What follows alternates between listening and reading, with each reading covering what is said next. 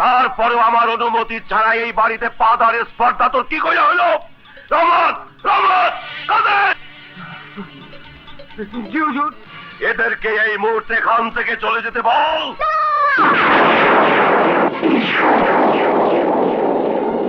আমি আমি ওনাদেরকে আসতে বলেছি। তুমি তাদেরকে অপমান করে তাড়িয়ে দিতে পারো না? তুই কেন কেন আসতে বলছিস? আমার বিয়ের 3 তারিখ ঠিক করার জন্য। কি? তোর বিয়ের ব্যাপারে ও কথা বলার কে? আমার মায়ের মতো বোন, আমারই মতো ও তোমারই মেয়ে।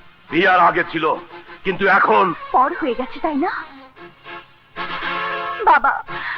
বিয়ে হয়ে গেলেই মেয়েরা বাবা মার কাছে পর হয়ে যায় না? হ্যাঁ হ্যাঁ, পর হয়ে যায়।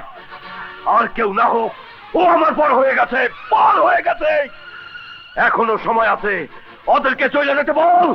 আব্বাজান, আমরা এমন কি অপরাধ করছি যে আপনি ইচ্ছা হয়েছে আপনি কিচ্ছা খতম করে দিচ্ছেন? খবরদার, তুমি আমাকে আব্বাজান বলে ডাকবে না, তাতে আমার সম্মানে আঘাত লাগে।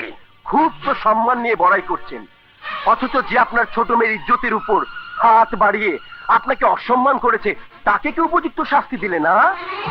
সেইটা আমার ব্যাপার, তুমি বলার কে? আপনার মাইয়া আমার আত্মীয়, তাই ওর ভালো মন্দর ব্যাপারে আমার ভাইটারও কথা